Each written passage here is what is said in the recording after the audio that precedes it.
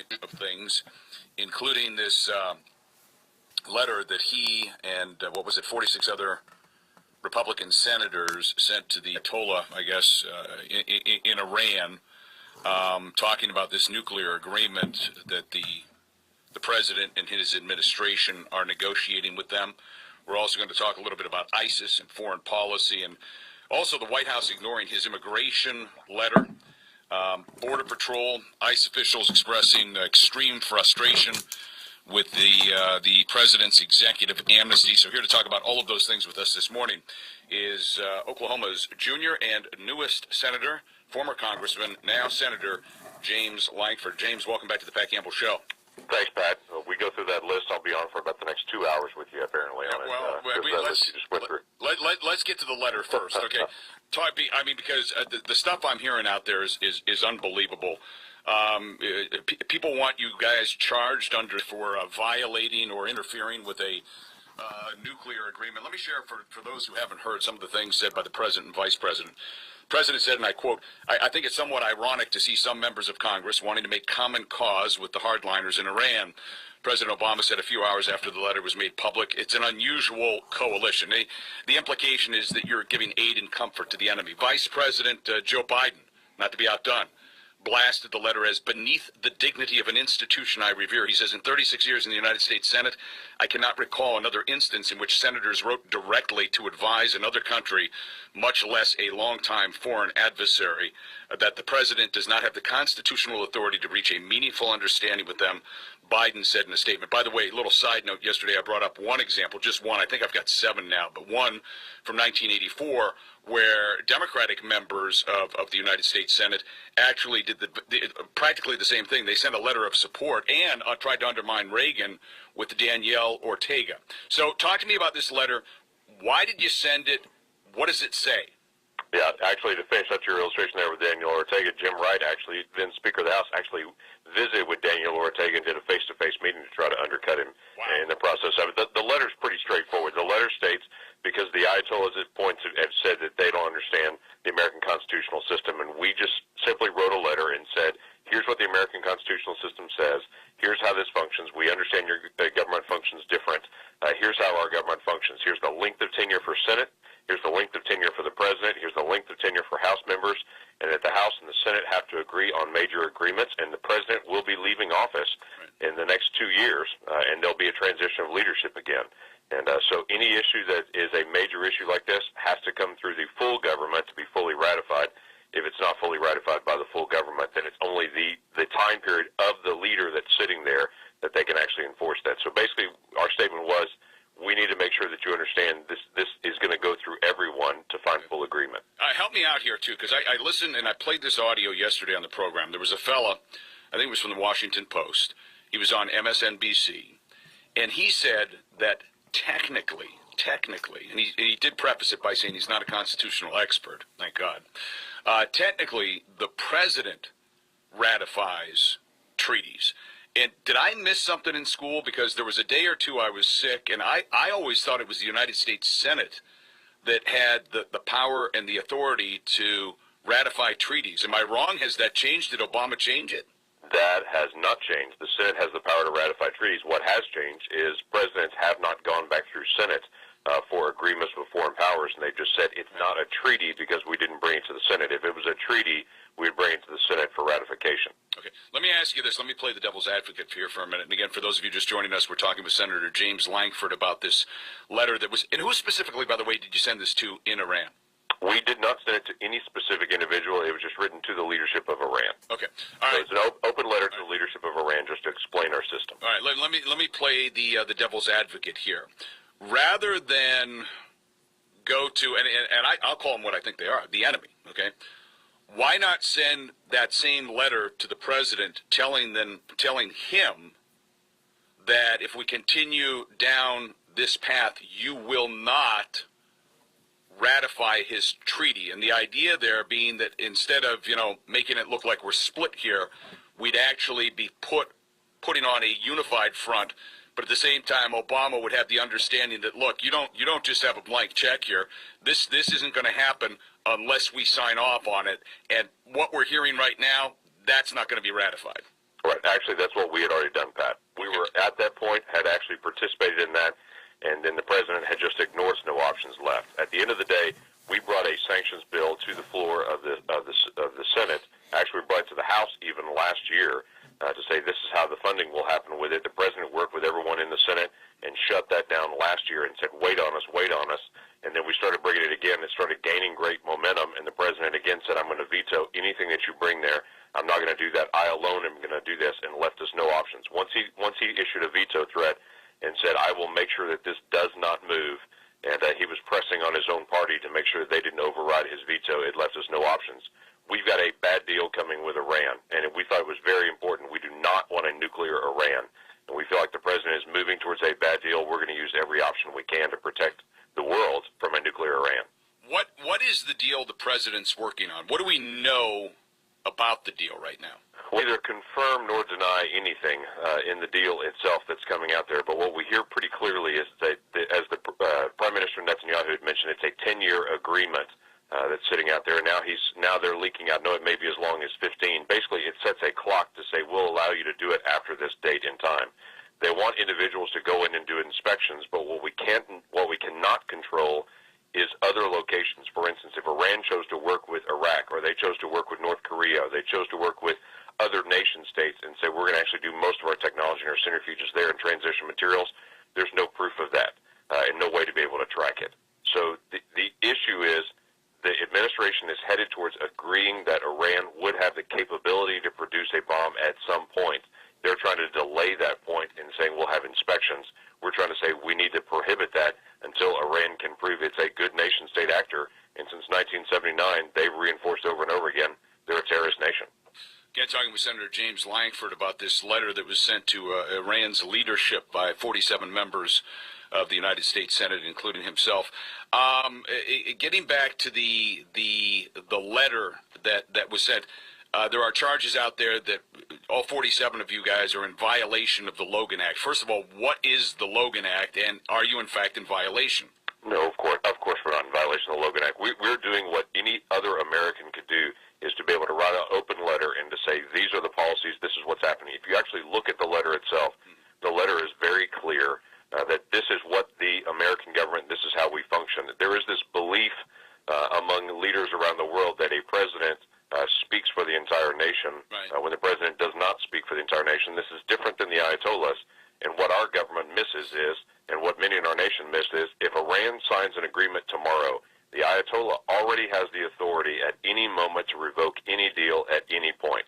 So Iran's word on signing an agreement has no meaning for long term, because at any point the Ayatollahs can declare that null and void, and we'll say Iran's no longer bound by it.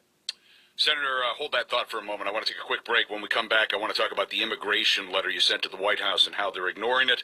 We're talking with Senator James Lankford. You're listening to the Pat Campbell Show here on Talk Radio 1170 KFAQ, where Tulsa comes to talk. You're just joining us. We're talking with Senator James Lankford from the great state of Oklahoma, talking about a couple of things, including this letter that was sent to Iran's leaders. And James, I want you to get into another letter. You've been busy writing. You sent a letter to the White House on immigration. When was that? What was the letter about, and what has the reaction been? The letter was about 2 weeks ago. The president actually came out and made a public statement at a town hall meeting in Miami, where he was asked about will we be deported? Will an individual that was illegally in the United States said, will we be deported now that this court case has come down in Texas to block your policy? Will we be deported now? And his response was, no, you will not be deported. And they said, how can we know that? And said, well, because ICE agents basically work for me, and there'll be consequences for them if they don't enforce my policy. They came back again and said, what do you mean by consequences? He said, it's like being in the military. You have to follow the orders of your commander. If you don't, there'll be consequences. Well, I wrote a letter immediately to the president and said, help me understand what you mean by there'll be consequences if someone follows the law. Jay Johnson, who is the head of Department of Homeland Security, had just days before and said, we will follow the court order, we will not disobey this court order, we'll wait and hold on any action. Then the president came out 3 days later and said, no, we're going to keep moving on my policy, and there'll be consequences to anyone that doesn't. So my question to the president was, help me understand this for the ICE employees in my state and all around the country. What does it mean that they will face consequences if they follow the law? So we put a letter out. The president didn't respond to it. We put another statement out and included the president of the Council of ICE, the National Council of ICE, Chris Crane, who also said, hey, ICE morale is crumbling across the United States as the president himself says that those who disobey the law will not have consequences, and those who actually enforce the law will have consequences. They're asking the same question, what do you mean, Mr. President, by those of us that enforce the law? Have you talked to Border Patrol and ICE officials personally? What are they telling you privately? Yeah, privately what they say is the same thing Chris Crane said, is that morale is incredibly low. Privately it's the same thing that they'll say. It's the issue of we cannot believe that the president is saying that the people that we work hard to actually arrest and deport are those that are being ignored, and those that are enforcing the law are now those being threatened with consequences. So ICE, if you didn't know it, all of Department of Homeland Security, they do a survey every year about morale in every agency, and ICE and Homeland Security ends up being dead last year. And it's not around all the funding issues that came up a few months ago. It was last year they were dead last in morale of any agency. And you can imagine why. I mean, for their wives and husbands, as they watch those folks leave for work every day, knowing they're putting their life on the line every single day to protect the nation, the president does not value what they do, and now is actually threatening them for what they do. Back to the letter to Iran for a minute. I don't know if you saw the Tulsa World editorial this morning, but they're lashing out at you and the others that signed it, saying the senator's letter to Iran is out of line. They said it's inappropriate, partisan, and it undercuts the president and his constitutionally mandated duty to negotiate foreign agreements. What do you say to that? No, I absolutely agree that the president has a constitutional mandate to be able to negotiate agreements, and those agreements of this nature especially come back to the Senate for ratification. When the president says we will not follow that principle, I will not come back to the Congress, and I will not allow the Congress to be a part of this, that's where we... So there can only be one commander-in-chief when we're in a military operation. Constitutionally, it's very clear the president is the one that handles foreign policy, but there's nothing in the Constitution that says the Congress cannot give advice and consent to the president. That is our role. And when we continue to push and he continues to ignore, we have to speak out. That is our responsibility. Speaking of the military, give me an update on ISIS and our foreign policy in that part of the world.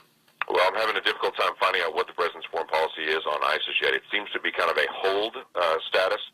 He wants to be able to fight them but not actually beat them at this point, because he doesn't know what he's going to do with Syria next and how he wants to be able to manage Assad. And so until he can figure that out, he seems to try to fight but not win. There's also a pretty big concern that now Iran is leading the fight against ISIS, which expands their power. Iran is, as the Prime Minister had mentioned, while the world focuses on Russia moving into eastern Ukraine, Iran is now occupying Iraq, is now controlling the government of Yemen, is now controlling the government of Syria. So Iran is on the move, controlling multiple different capitals, while the world is focused on Russia moving into eastern Ukraine. You know, I'm reading some things that are suggesting that the president is prepared to lose Syria or give Syria to Iran. Is that right? Is that possible? He has not stated that publicly nor privately in any conversations that I've been around. The concern is that it looks like that. That's what I mean. His actions, his actions seem to be suggesting that, we're willing to lose that one. If that gets us out of the woods on this particular problem. It seems to be just make the battle go away, and I have mentioned this before. The president's policy seems to focus in on whether it's economic or military, whatever it may be.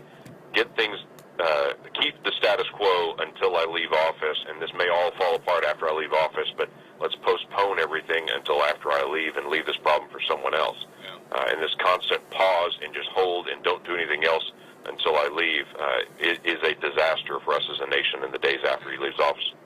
Yeah, again, talking with Senator James Lankford here. I want to get back to that letter again that you sent to the Iranian leaders. You almost are forced to do something like this because, I'm going through a litany of things in my mind where this president, you ultimately have the right in the United States Senate, dare I say it, the duty to ratify treaties. But we've seen time and time again where he circumvents constitutional authority or responsibility.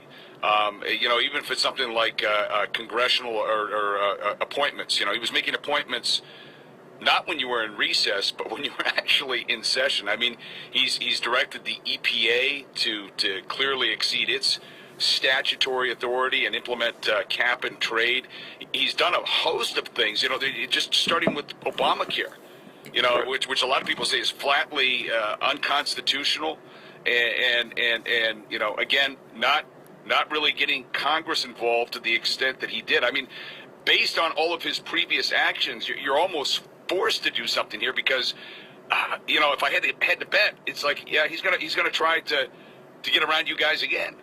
Yeah, and ultimately he will in every way. He is not focused on the legislative side, which I wish that he was, because there would be an opportunity to be able to pass some legislation, some good government things that we have wide bipartisan agreement on. But the president's not interested in doing legislation. He wants to just continue to move on executive action.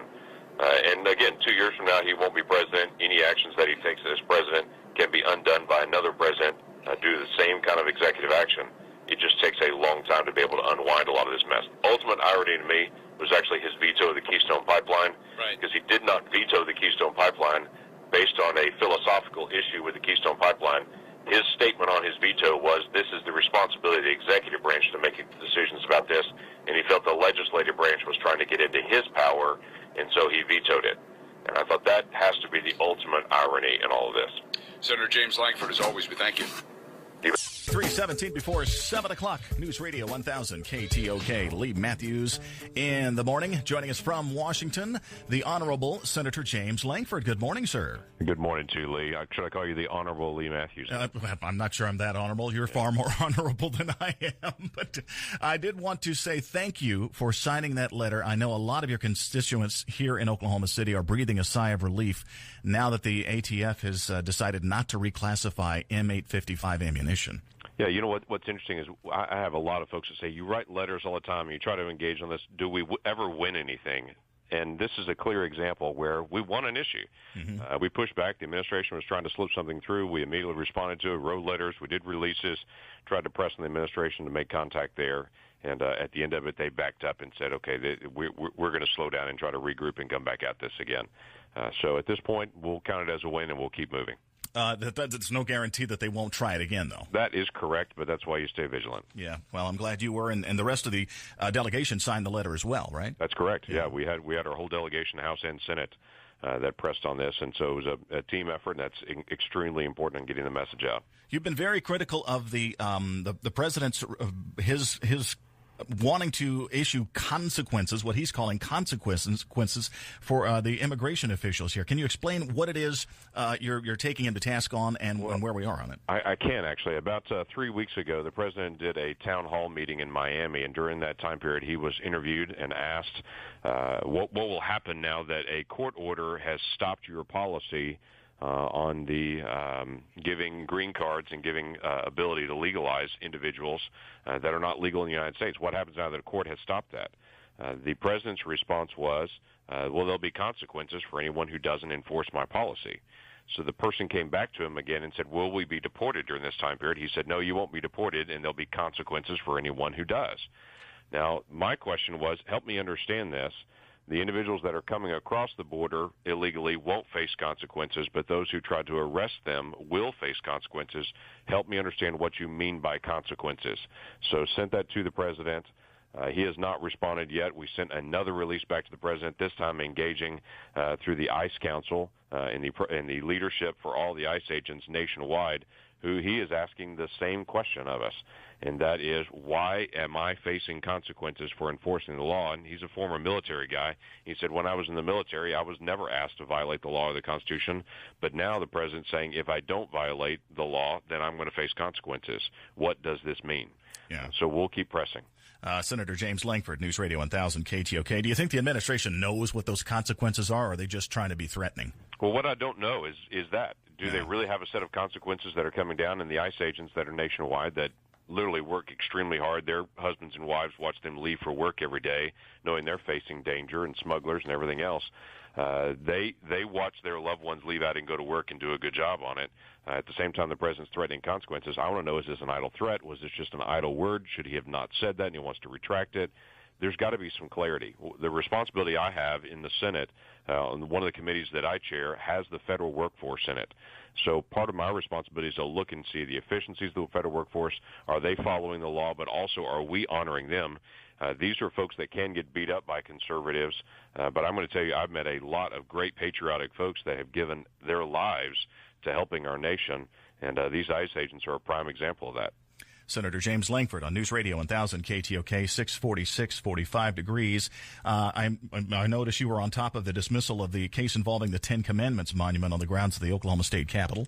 Yeah, I just wanted to be able to affirm that. Obviously, I'm not engaged in that. Scott Pruitt led the way on that, what happened in the court. Yeah. I just wanted to bring some affirmation from a lot of people that I heard from immediately. And that was, of course, it's an entirely reasonable thing that we would dismiss some sort of lawsuit taking away the Ten Commandments. When you look at the Ten Commandments, it is a part of our history. And some people would say, well, it's a religious item. It is a part of our history. Every day, I'm not in the House any longer. I'm obviously on the Senate side now, but every day when I'd stand up to speak at the House, there is a engraved face of Moses in the back wall of the Capitol, or the House chamber, that looks in on House members evaluating what they do. I mean, it's this unbelievable picture, sculpture right there in the back of the House chamber of Moses. It's this reaffirming thing that happens over and over again. We have a basis in law, and that basis happens to be the Ten Commandments. And a lot of people, again, would disagree with that, but the vast majority of Oklahomans agree and understand that to be historically true. State Representative Mike Ritz was on the program earlier, and he's basking in this decision because he almost single-handedly is responsible for that monument. He has. Yeah. He's taken an incredible lead on that, obviously paying for it and leading the way and everything else. So my decision was just to affirm what was happening there. I'm not going to try to step out and take credit for what other people have done, but I want to be able to praise them and thank them for that.